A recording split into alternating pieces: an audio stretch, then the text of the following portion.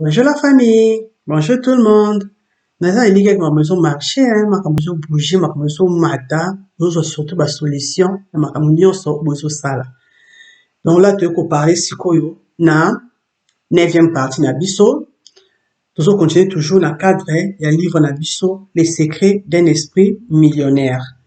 Et na ebisa bino ke livre auto kenango tina suka parce que ça livre moko et bénir ngai. Ce qui est quoi apporter un plus na vie na yo et pour ça là très bien. Vraiment, si vous êtes nouveau dans la page Nangai, aimez d'abord s'abonnez-vous de façon que ça nous la vidéo ya sika vous a directement notifié.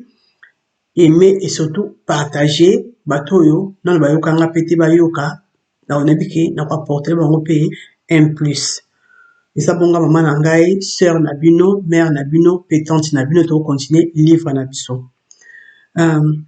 Au terre lobby, si vous avez besoin que musika au changer bato mabe ou baza entourage na oti parce que si ozo ko s'acharner ko changer mutu eza risque yo de ko changer po mutu na mutu a changer na tanae ko yebisa ye ko pesa ye conseil mais ko linga te ke o passer temps na onyoso na ko changer mutu wana suka suka ba ke énergie na négatif et ko affecter yo et ko tirer na si mais ko sala effort mais rechanger te et ba ke yonde ko se refroidir et lo kami baloko yeba ba principe ya vie ezali nini pour manifester ce qu'on souhaite en restant calme et ça peut être très important dans la vie na donc ce mutu mo za négatif l'entourage na yo o ko sala effort souhaite kanzama apambola ya ala kiseba moyeni na ko ya ko sa pour avancer mais yo koya kolandalanda esima to sino taza prêté akoya ko contaminer yo oyo kuma na contamination ya négativité na ye et ko empêcher ou avancer donc eza nandenga bien pour so que non donc si mutu azo se noyer na tika ye non otika ye to koloba na ye mais mutu en face à la près ya ko yoka yo face à la près ya ko kota na rythme ya vie na yo pour ko insister que non pas mutu sala boye mais faut la boye kende boye so mutu aza prêté à osala moté donc ce qui fait so bina mutu là 2 3 4 fois pas mutu olingaka ne continue pas so mutu na lingata ba no 2 fois maximum mais mutu na lingaka na ko insister ko ta comme si ko so inconscient comme si na ko la conscience na mais na niveau teki e botola croyance na yo esilisa yo kondima e ko komisa yo na niveau na ye au perdre kondima ye pour okoma bizalene mona ye donc ça ne vaut pas la peine ya ko s'accrocher trop na bloco ça trop négatif et ko longola bino positivité donc c'est un peu ça un auteur à lobby qui tout ça l'effort tout critique à capito rabesa rabato bazali na niveau na biso tete tout tika ba ndenge wana mutu akomata na tanae ako comprendre na tanae mais ce qui est important pour na yo mutu za besoin o mata ko matina niveau moko boye prie, béni, bateau à un niveau beaucoup plus élevé que yo. Et ça très important. Si nous avons un entourage na yo, bénis-les. Si nous avons bien, bénis-les. Moi, personnellement, bateau à trop négatif dans des mots, moko, na kuma okima, na kuma éviter même ba téléphone bilé pour y ba négativité mo boye. Ya ko kwesa bondima na on attend wana oza besoin, oza la croyance mo boye positive. Tu vois? Parce que façon on a autant la vie parce qu'on a autant makambu même chose a besoin de bato ba yela ba doute na ndenge mo tu vois na besoin bato so ça makambu so fond mais so ko avancer bato ba ko porter lenga un plus on va apporter lenga mabu et avancer tout bon ça que le rognon surtout tout dans la vie est ça contagieuse et ça très contagieuse les gens vous touchent ou vous infectent donc yo to repona au lingo ça la infecté au niveau ça la touché au lingi muto apporter un plus au lingi muto ko arracher au yoza nango déjà très important vie et ça question à choix donc faut yeba ya on soza beso que musika na vie faut tabatu na niveau wana komeka ko kota na vie na ko yeba sala ndeni po yo apprendre pour permettre yo avancer pour bato baza na vision moko na yo te ba mo tout ça liboma aux avantages aux akayo na yo ni comme mon zo laxani alors que ça n'a rien à voir que soit vision kaka moni mutu na mutu azana vision na ye Mutu na mutu aza na ndenge na ye azotala la vie par rapport ya baprojet aza nango. Donc oza na besoin okoma na esprit millionnaire, revoir ndenge na kozala, revoir ndenge na réfléchir, revoir même na banani oyo passera beaucoup plus de temps. Tu vois, po soko olingi okoma sportif à haut niveau, okende kaka korejoindre basportif à haut niveau te, olinga orejoindre bango oyeba ndenge nini bazalaka, ndenge nini batravaillaka combien d'heures par jour, combien d'heures par mois, qu'est-ce qu'il faut pour évoluer. So olingi ozala na bango libela na libela, il faut yo okota ti na niveau na bango, il faut yo omata na niveau na bango, oyokita na niveau na ote.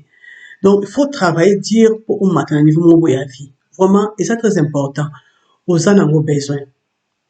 Donc, la situation est toxique na vie na yo, faut mi longo la.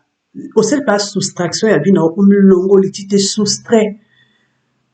L'homme ça veut dire au longo penza parce que il permet de avancer, il permet de évoluer. Ce qui fait nga personnellement, et ça va film sur na talate, l'autre soit ça me demandera pas si ma casse na talate. Ba l'homme soit dit que comme ça nga moral na boya na ngai. La vidéo sur ce côté dans la monique position longtemps dans le long liango parce que je tiens à ma tête. Oui, na linko yo ka bloco o pesa nga bien ce qui fait que na vanda na so na vanda ngai na zo tala vidéo na ngai mingi na vanda ka na tala bloco ça vraiment positif na la mission ko so marié na ngai ce qui fait que ça ba tibele on na tala ati. Ça mission na tala ba tu ba ko ngai ba positivité na mutu ba ila ngai lo mo vision. Okuta na otala na zotala ba livre na nga o permettre nga na avancer. Okuta na tsana na otala na ngai ba livre ko pesa ngai o zo concorder na vision na nga en fait. O ya ko lamba manière na nga ya kotala vie, manière na nga ya ko bunda, manière na nga ya ko ba décision, manière na nga ya ko tema, manière na ngai surtout ya ko poursuivre ba rêve na ngai. Donc c'est très important. So ça ba tu ba ba parce que non yo ba rêve minene ko ya ko matati. Posa vision monter. Vous avez vision monter. Si on a vu que dans mon sujet autre, alors rapporter ngai au lieu c'est important na ko aborder sujet wana na été. Nga vraiment na sala choix et choix na ngai et dérange ngati. Eza bato mususu obeti masolo ezanga tina bo sola bien. So masolo est important. Abono mono tingo la kisaye ki yumtu yebi yondo mtu na niveau mtu na base alors que comme solo solo ngo mimi na dimension moko boye mais aussi bien selon pourquoi parce que vous avez vision mon côté. Vous avez vision monter. Donc, ma vie est question de choix, est question de décision. Si vous avez besoin comme un niveau moko boy na vie, il faut y ba et le rollingi. Si vous avez besoin comme un sportif à haut niveau, ne na ba ni bandeliwana, il faut comme fréquenter bango, il faut qu'on ait milliers na bango, il faut y ba basala ka ndenge nini basala ka entraînement combien d'heures par jour, ba lié ka régime alimentaire ndenge nini, est-ce que bazapel ba loisir bango ezwaka combien d'heures soki yo passera 50% ya temps na yo na distraction tant ozana bango o comprendre bango même distraction c'est à 5% à pamba donc parce que comme à niveau moko boso obligé ya kuma kotambola kwa bango ozana choix te so comme na niveau na bango il faut s'adapter donc c'est comme ça que les choses marchent et c'est très important. Et là, ndemo na batambongo, so za besoin ou comme le niveau ya mbongo, faut bana ko fréquenter milieu wana faut imbatu wana faut ou accepter bango. Batu balobaka ke ba riche ba kotoyaka kaka ba riche, ba pauvre ba kotoyaka kaka ba pauvre. Pourquoi? Parce que baza à l'aise na bato ya bango. Ba pauvre mingi ba se sentaka mal à l'aise na milieu muto azo réussir. Akomo ndeti alekinga na niveau, akomo ndeti za na place na été, za na hauteur na été et pour se protéger, akomi ko juger ye, akomi ko condamner ye, akomi ko pesa ye image moko malamu te. Sur le niveau comme riche, change ta façon intérieure de réfléchir et surtout change l'image na yo aux anango vis-à-vis na yo. Mona ki vous appelez meilleur, vous appelez digne, au repos comme na niveau bon bazali parce que bon bazali pour ba lekio ne loti. Au lieu de juger bango, au contraire, yeba ndenge ba sala pour me place bazali. Jugement au salaire et l'autre côté, qu'on connaît au salaire et l'autre côté, au contraire, pour permettre d'avancer et de continuer à reculer. Yeba ki osa meilleur que bango te, osa différent na bango te. Bango bazwa, ba réussir ça, donc pour qu'on soit. So osa monara ki osa petit, osa moindre, osa na valeur te, yeba ki osuka ndengwana. Po yeba ki osa dîne père réussir, que c'était aussi ma million. Non. Quand à niveau dans la je me sens bien dans ma tête, je me sens bien dans ma peau. Pas de complexe, je me sens bien à côté partout, dans ça épanoui. Vous comprenez? Une manière, il y a là, t'as déjà esprit mon boyé, là, t'as déjà milliers mon boyé, donc, on osa à l'aise, osa épanoui. Prends le temps pour connaître, tu vas l'équipe, on a niveau, l'équipe, on a valeur, au lieu au bango. Prie pour eux. Je recommence encore ça. Sur le niveau toucher millionnaire, faut banda pour se toucher, pour se toucher, faut en image à bien. Maintenant, tous déclarer. Charles Bourg dans mon thème. Le que j'imite les riches et ceux qui réussissent. Je m'associe aux riches et à ceux qui réussissent. S'ils le peuvent, je le peux aussi. Maintenant, mets ta main sur ta tête. Dites, j'ai un esprit millionnaire. Et viens ta décision. Non, fond le blanc, Mickey. C'est quoi action et c'est l'esprit millionnaire? 1. Banda Rotanga. Qui est des bibliothèques.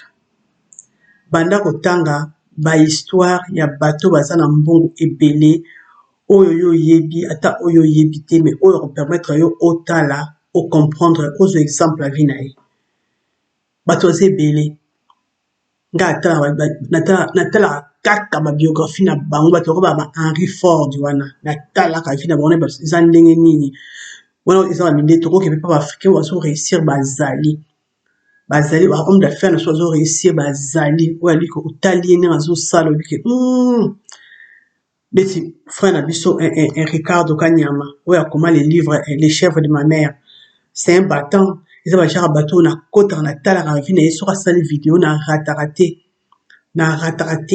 et je me suis dit prochainement on a qui ça na ko le personnellement fona kutana e miso na miso lo bazala vraiment trop pris ça trop pris te na ko zo rendez-vous na ko kende ko kutana na ko ko soana na ko s'agina futa mbonga coaching na ko futa pa coachinga et sur lingi pour avancer identifier ma personne ou azo ko évoluer pour Olanda bango utani ba ko sala sur moni qui na millier na yo ça bateau bazo ko empêcher ou avancer bazo ko empêcher évoluer peu importe les années organise toi beaucoup dans les moins à moins possible mais toi tu vas apporter la négativité même les années beaucoup dans malembe donc sur le dossier financier intérieur numéro 8 les riches sont prêts à se promouvoir et leur valeur et bah pauvre bon la promotion bah riche on a des mauvais et pourquoi ça on se promouvoir entre eux parce que ça a besoin de se soutenir bah avancer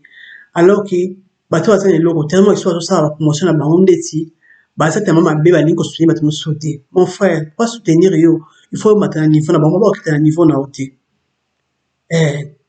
po basoutenir yo il faut komata na niveau na bango bazali kose soutenir bayebi ke baza na besoin ya se promouvoir et ça très important bazali kosapprécier bazali kosepela komona ke moninga aza koapporter un plus ye mpe azali koapporter un plus et ils sont enthousiasmés il y a vraiment bon ils vont avancer ils vont s'offrir ma promotion ils vont aller ko avantage na bango c'est ton problème parce que vous avez terminé à bango té au limite pour qu'on termine à bango té donc c'est très important 8e point et ça ça la tout va promouvoir bango moko et puis makambazo sala yo si vous avez besoin de la promotion il faut l'anda bango vous avez choisi et ça ndengwana ndenge nini oko créer revenu moko important l'entreprise na yo soki ozali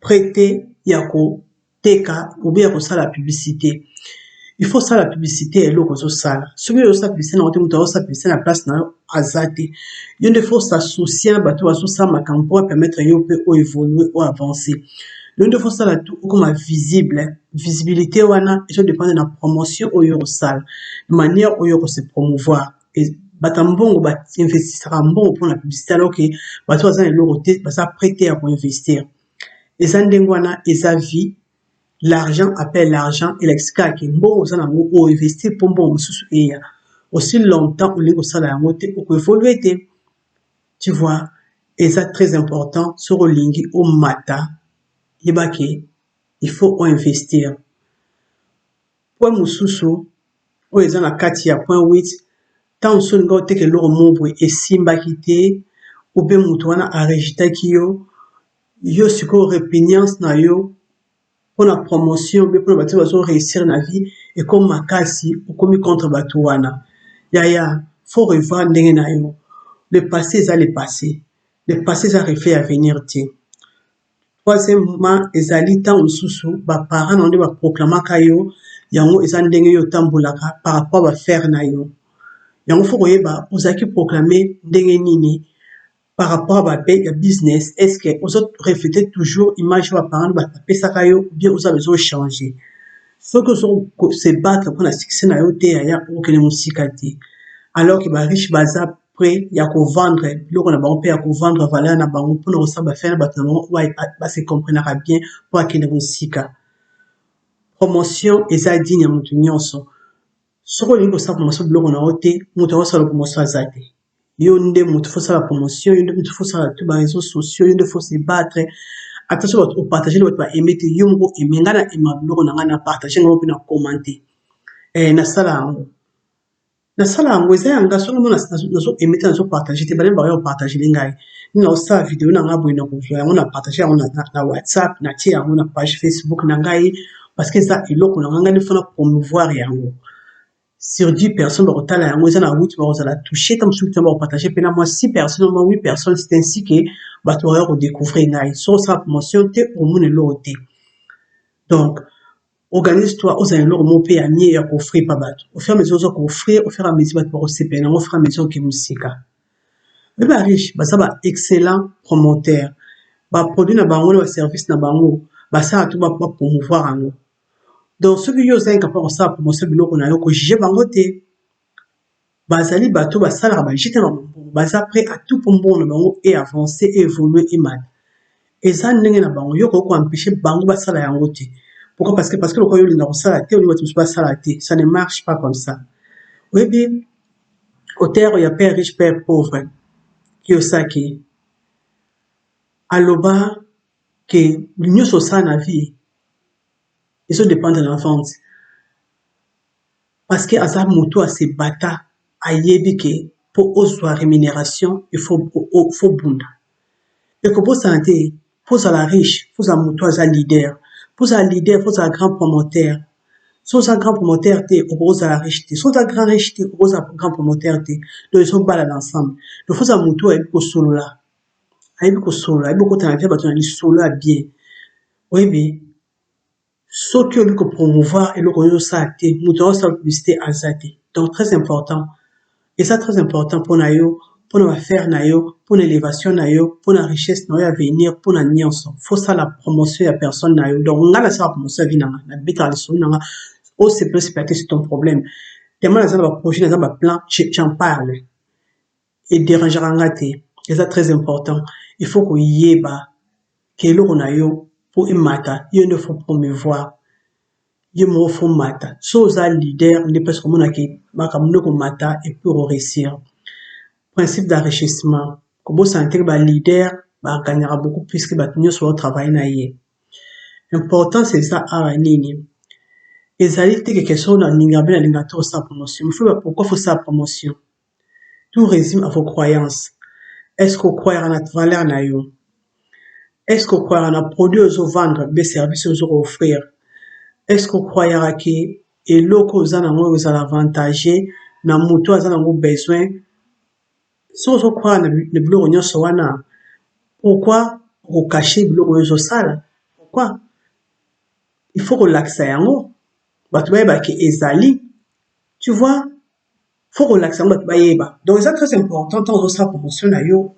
olobela yango vraiment en parlant de promotion je reviens encore mpona business na ngai vraiment je vends les poissons je vends la boisson africaine j'ai des mèches et des perruques arrivent voire même des gaines arrivent donc j'ai encore les gaines j'ai les tailles seulement taille 38 donc tout ce qui me reste c'est les tailles 38 vraiment ceux qui vous ont intéressé à hésiter donc c'est un peu ça appelez-moi numéro na ngai eyebani partout ezali 0049 176 24 67 58 85. Dans un numéro nangai, il y a téléphone, il y a numéro nangai, il y a WhatsApp. Donc, pour ça, course pas nanga, isa question, il y a kubenga, to s'organiser tout à ce sandini. Donc, tu peux passer n'importe comment, il y a risque de trouver une été parce qu'on a ça, bébé. Mais au benga, to s'organiser tout à l'intérieur, ça, là, pour récupérer le loco. So, les poissons, même en carton. Ou lingi ba, Guinness en carton, en détail, ezali.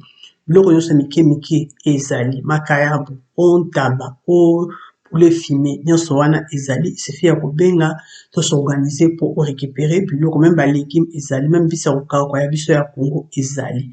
Donc c'est un peu ça en parlant de business. Nous allons continuer livre na biso parce que yango nde ezali objectif tozo lobela lelo, faut continuer livre na biso ezali très important. Donc kosala promotion eza très important parce que ça business na yo soki osali promotion nango te moto osala promotion nango akozala te. Donc il faut yo nde osala promotion po biloko na yo bato bayeba yango eza très important. So osala promotion te donc oza na confiance eloko ozoteka te nga aza na confiance biloko nanga ezoteka na confiance bakarton nanga makiro na confiance ya tilapia nanga na confiance makayabu nanga makayabu ya très bien na carton ya 20 kg makayabu ya kitoko nazoteka yango na 180 € et vraiment soki osombi so biso ya livraison tokolivre yo faut croire na makambo ozosala so ozokroire ke oyo ozokoofrir ekovenir na aide ya bato eza ya devoir na yo ya kofaire savoir yango na autant de gens oyo bakodeside oyo osala bacourse pa na yo parce que baza dans les besoins yo loko ozorésoudre le problème na bango eza très important tu vois et puis maintenant tona mwa déclaration tia liboko na motema na yo dis que j'ai fait ma promotion de ma valeur avec passion et avec enthousiasme. Tu as le beau qu'on a eu, mais ça me tout dit, j'ai un esprit un millionnaire. J'ai un esprit millionnaire. Très important. Action ici de l'esprit millionnaire. 1. Faut évaluer produits, des services, aux à offrir les lots, ou bien aux intentions d'offrir. C'est une échelle de 1 à 10. Selon la mesure où on croit la valeur de l'ango. 1 est la note les plus faible, 10 est la note les plus élevée. Si vous voulez évaluer à faire nos sala, et ça mon note yo moni. Sur mesure entre 7 et 9, revoir produit na yo, revoir service na yo pour augmenter valeur. Sur aujourd'hui résultat na C, donc 6 ou 5. Donc il faut autant l'année nos sala pour revoir service wana. Très important. 2. Faut autant ba livre ou dans le CD, ba livre, ba cours ou porter sur marketing na vente. Ça le tout on maîtriser domaine wana pour permettre yo augmenter promotion biloko na yo malamu. C'est d'une manière parfaite et d'une manière digne ya kombo na yo. Dossier intérieur numéro 9. Les riches sont plus grands que les problèmes. Ba riche ba problème na bango et dérange ka bango te ba ça plus grand problème na bango et ba pauvre bazali ba plus petit que le problème na bango. Vie eza rempli na ba courbe, ba virage, ba problème, ba piège. C'est la raison pour laquelle bato ebele balinga kosantela wana te, balingi ba risque te, balingi ba nuit te, balingi ba responsabilité te, balingi ba mot de tête te, balingi ba problème te. D'ailleurs, c'est pour cette raison bato ebele ba réussissaka te. Et c'est ça la différence entre les riches et les pauvres. Bato bazo connaître réussite, bayebi ke baza plus grand que le problème na bango. Donc, c'est là où il y a vie, où il y a chemin, na ba courbure, na ba virage, na ba problème, na ba échec, na ba réussite. Mais que c'est là où il y a Hollanda parce que l'étape ne se fait partie de l'étape à vie. Sora l'équipe wa chemin, on a mis sur un moyen à obtenir l'ora lingi exact.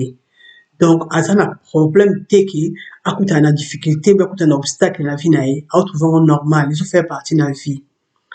Principe d'enrichissement autre de la réussite pour la réussite ezali faut qu'il y ait un problème écosala mais faut grandir pour tenir pour résister peu importe le problème de traverser sur l'échelle allant de 1 à 10 imaginez que muto a une force de caractère ou a le niveau 2 ou a un problème de niveau 5 il va que le problème est la grand ou petit faut bander une rotala d'une rosala.